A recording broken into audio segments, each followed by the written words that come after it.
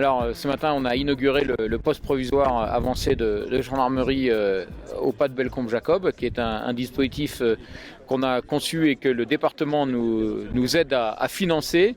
L'objectif, c'est de garantir la présence jusqu'à 200 jours par an d'une équipe de 3 gendarmes, armés ici par des gendarmes de réserve, à base d'un van, d'un petit véhicule aménagé qui permet d'être visible, d'accueillir le public, et puis de patrouilles dynamiques et d'aller au contact du public, des touristes, des visiteurs, pour une présence visible, rassurante et préventive, en complément des autres acteurs du site, l'ONF, le parc, l'Observatoire du volcan.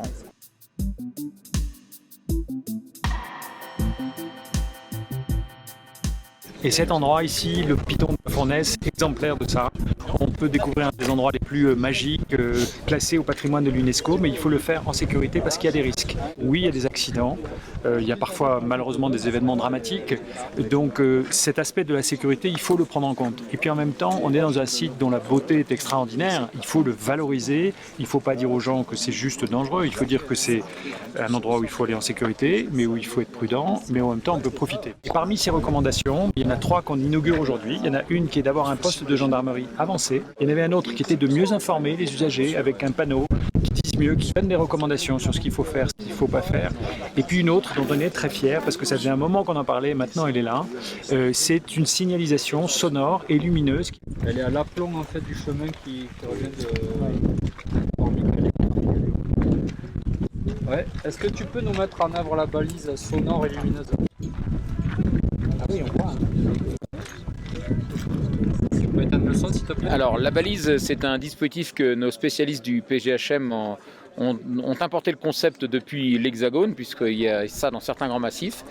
Un dispositif disposé pile au sommet du sentier qui dessert l'enclos depuis le pas de Bellecombe-Jacob, et qui par lumière et son permet de signaler l'aplomb du sentier, et donc d'envoyer 2 messages. Le premier message, c'est de signaler le besoin d'évacuation de l'enclos en cas d'éruption imminente.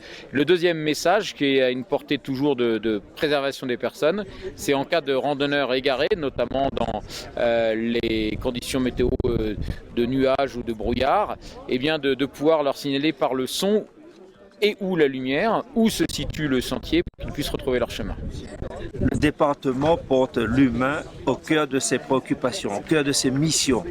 Et lorsqu'il s'agit de sauver des vies humaines, de rassurer, de protéger les randonneurs, eh bien le département se doit d'être représentant. Donc il était normal que nous soyons aux côtés de l'État, aux côtés de la gendarmerie, pour permettre la mise en œuvre d'un dispositif de sécurité ici sur le site du volcan. Nous travaillons aujourd'hui ici, vous le voyez, donc au piton de la Fournaise, et puis il faut le savoir aussi, donc sur le piton Baïdo, nous sommes en train de renforcer donc les mesures de sécurité autour du belvédère, par exemple au piton Baïdo.